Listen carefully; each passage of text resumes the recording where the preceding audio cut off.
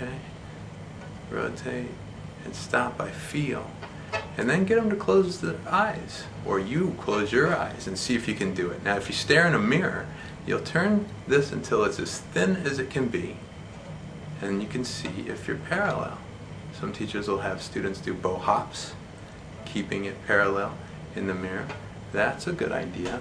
Another thing that really helped me tremendously was to stare at my contact point, where the bow hairs touch the string.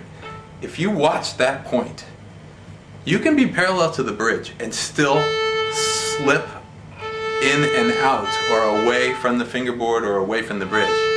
Okay? That is some teachers call that slip tone, that sound, that fuzziness. You would do it on purpose to diminuendo and fade to nothing. But just because you are bowing down bow does not mean your bow should drift away. It's like driving on a highway. You don't want to drift from one lane to another.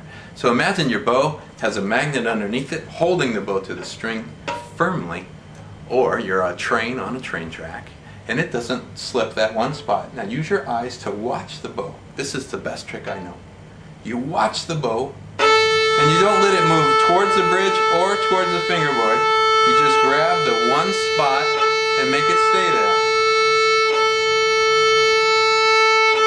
That's the best trick I know as far as keeping it absolutely still.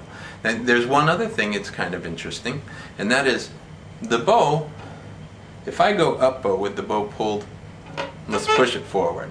See it drift away from the bridge? And if I go down bow with it this way, you see it drift away. But what if I reverse that? What if I pull the bow in a little bit on an up bow? It pulls to the bridge, right? Now with the firmness of my bow hand, not squeezing, it's like you're holding a large glass of water. You don't have to squeeze it really hard, but it's firm, so it doesn't slip. Now you pull in just a tiny bit, so it's no longer parallel exactly. And that firmness in the hand and that angle that you created will hold the bow in one place. Then on a down bow, you'd have to go the other way. Same idea. So it would be this. A different teacher called that figure 8 bowing. It's a neat idea. It helps you feel the bow grabbing the string and staying in one place. I don't do it all the time, but sometimes if I have a really long note, especially an up bow, I'll pull in. So I'm not parallel to the bridge, but it doesn't slip. Now, if you do too much, you'll jump the bridge with the bow. So you must be careful. But the first thing to do is rock and find it parallel to the bridge. Then see if you can't stare at the bridge and keep it in that one spot. Okay? So it doesn't slide around. One other part of this is, it's more controversial. It's whether or not your bow hair should remain flat at the tip and the frog. Okay? The old school, the way I was taught as a boy, was you're flat at the tip because the tip is lightest and it's weakest.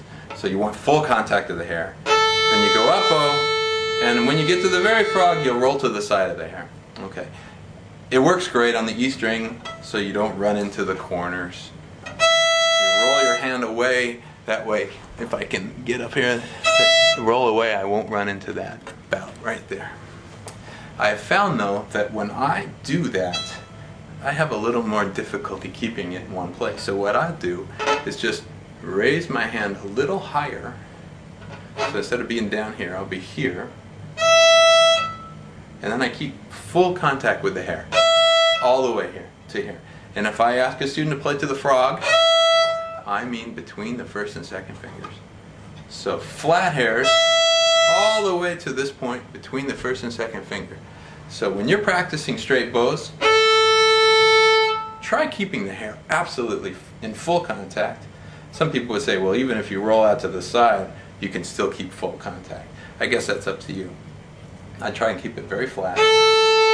There's a little bit of a roll. You go all the way to the point between the first and second fingers, right there, and then turn it around. And try and keep it from slipping around, okay? So remember to start with small bows. Just a little bit of bow. When you master that, I'm looking backwards or sideways there. When you master that, use a little more bow. And then a Okay? Good luck.